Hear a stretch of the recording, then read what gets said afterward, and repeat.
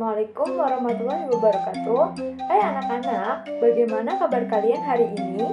Semoga selalu dalam kesehatan. Sebelum kita mulai belajar, alangkah lebih baiknya jika kita berdoa. Berdoa mulai. Berdoa selesai. Setelah berdoa, semoga kedepannya kita diberikan kemudahan dalam memahami materi pelajaran kita hari ini. Anak-anak, kita sudah berdoa. Sekarang ibu pengen tahu siapa yang tidak hadir pada hari ini. Coba dicek kanan dan kiri kalian. Apakah ada teman yang tidak hadir? Ya, bagus. Hari ini kalian hadir semua ya. Anak-anak, ada yang masih ingat pelajaran sebelumnya tentang apa? Ya, sumber-sumber panas. Sumber panas yang ada di bumi yaitu matahari, api, panas bumi, listrik, dan gesekan dua buah benda. Kalian masih ingat ya? Hari ini kita akan membahas mengenai perpindahan panas dan kalor. Baik anak-anak, dalam video ini tujuan pembelajaran kita adalah yang pertama, melalui video ini siswa mampu menjelaskan pengertian perpindahan kalor secara tepat. Yang kedua, siswa mampu mengidentifikasi cara-cara perpindahan kalor dalam kehidupan sehari-hari dengan tepat. Yang ketiga, melalui video ini siswa mampu membuktikan perpindahan kalor secara konduksi secara mandiri. Anak-anakku yang berbahagia, pernahkah kamu membantu ibumu memasak sayur? Tahukah kamu mengapa api kompor dapat memanaskan air dalam panci sehingga sayuran yang ada di dalamnya menjadi matang? Nah, ketika kamu memasak sayur, panas dari api berpindah ke dalam panci dan berpindah ke air sehingga menyebabkan air mendidih dan sayuran akan menjadi matang. Selanjutnya, jarak antara matahari dan bumi sangatlah jauh, bukan? Namun, mengapa panas dari matahari dapat kita rasakan di bumi? Mengapa demikian? Nah, panas dari matahari dapat berpindah atau merambat ke planet kita, sehingga kita dapat merasakan hangatnya sinar matahari. Andai saja panas matahari tidak dapat berpindah ke bumi, dapatkah kamu membayangkan bagaimana keadaan kita? Pasti sangat gelap, bukan? Panas berpindah dari benda yang bersuhu tinggi ke benda yang bersuhu rendah. Panas dapat berpindah melalui 3 cara. Nah, anak-anak ada yang sudah tahu? Ya, betul. Panas dapat berpindah melalui yang pertama itu konduksi, dan yang kedua konveksi, dan yang ketiga radiasi. Yang pertama, konduksi. Konduksi adalah cara perpindahan panas melalui zat perantara, seperti benda padat. Nah, contoh konduksi yaitu panci logam yang panas karena diletakkan di atas kompor yang berapi. Yang kedua, konveksi.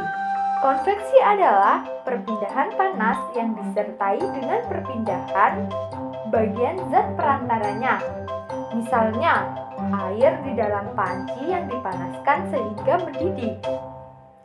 Dan yang ketiga, radiasi. Radiasi adalah cara perpindahan panas dengan pancaran yang tidak membutuhkan zat perantara.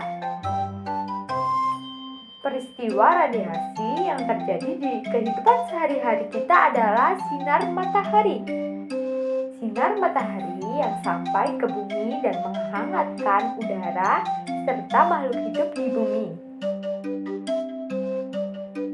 Nah, pada video kali ini kita akan membahas tentang perpindahan kalor secara konduksi.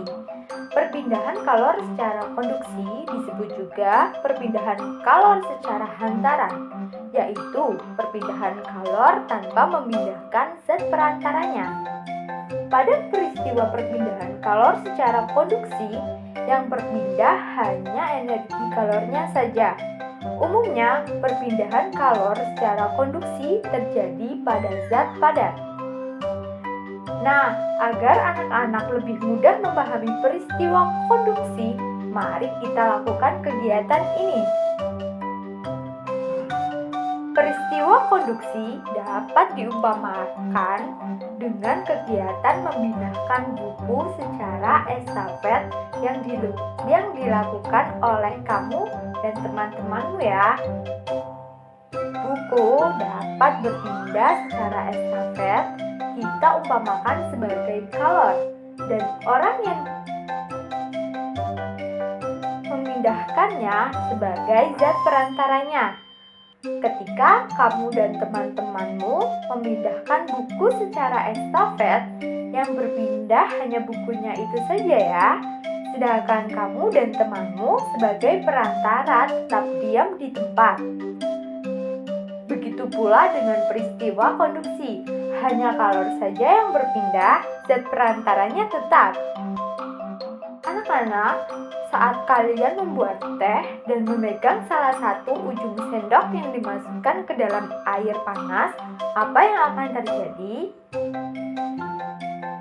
Lama-kelamaan, ujung sendok yang kamu pegang akan terasa panas. Peristiwa tersebut merupakan salah satu contoh perpindahan kalor secara konduksi. Pada perpindahan kalor secara konduksi, kalor akan berpindah dari benda bersuhu tinggi ke benda yang bersuhu rendah. Nah, yang terakhir, setrika listrik.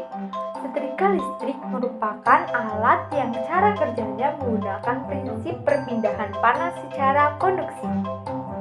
Ketika setrika dihubungkan dengan arus listrik, maka arus listrik akan mengalir melalui elemen pemanasnya.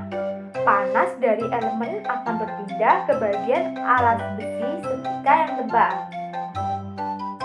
Sekian dari materi hari ini ya anak-anak. Sekarang ibu punya kuis buat kalian nih. Jangan lupa dipahami dan dijawab ya anak-anak.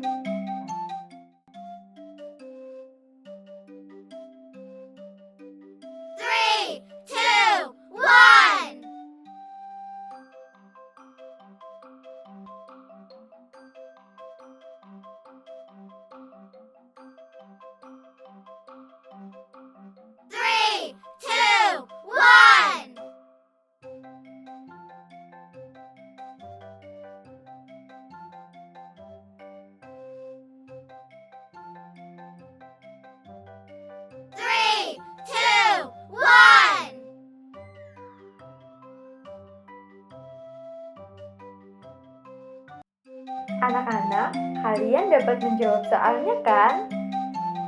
Nah, kesimpulan dari pembelajaran hari ini yaitu perpindahan kalor dapat berpindah dari benda yang bersuhu tinggi ke benda yang bersuhu panas.